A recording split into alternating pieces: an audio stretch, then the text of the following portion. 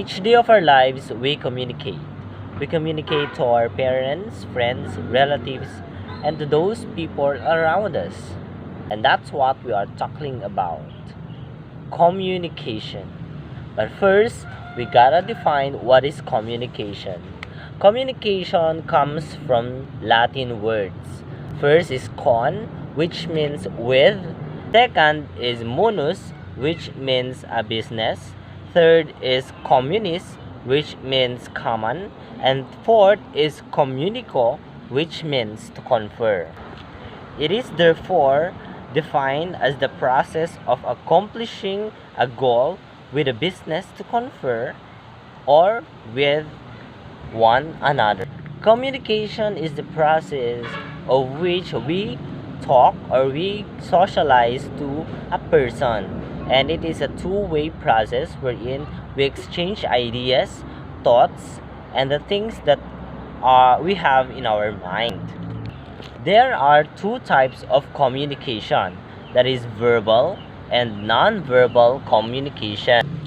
Verbal communication is a form of transmitting messages using words, symbols in representing ideas and objects, which comes from two forms, that is oral and written. It includes face-to-face interaction with another person, speaking to someone on a phone, participating on a meeting, delivering a speech in a program, and giving lectures or presenting in a conference. Second type is nonverbal communication. Nonverbal communication is a form of communication which refers to sending messages in another person using methods or means other than the spoken language. In here, we can use our gestures as a form of nonverbal communication. This suggests that we do hand gestures like this, we do nonverbal communication. Of course, when we blink our eyes to another person, that is a form, of course, of nonverbal communication. Of course, if there are types of communication, there are also elements of communication process. First is the sender. The sender is a person or group or organization who initiates communication. He or she may also be called the source, encoder, speaker, writer, or communicator. Second is the message. The message is the element transmitted in communication. It may consist of the idea, opinion, information, feeling, or attitude of the sender. Third is the channel. The channel is a pathway or medium where messages travels in its destination. Fourth is the receiver. The receiver is the person who receives, analyzes, understands, and interprets the message. He or she can also be called decoder, reader, or listener. Fifth is the feedback. The feedback is the receiver's response that provides information to the sender.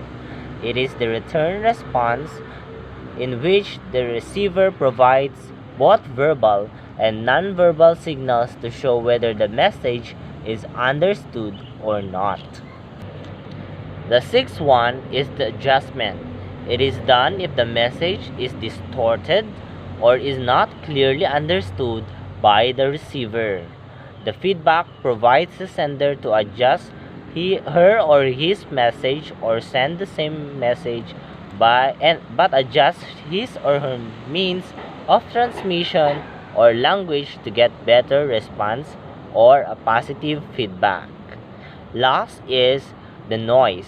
The noise is a form of distortion, barrier, or obstacle that occurs in any of the phases of the oral communication process. For example, in a classroom setting, if a teacher is talking and all his students are very noisy, the noise that the students produce can be, example, a noise or the barrier in the oral or in the process of communication. Those are the elements of communication.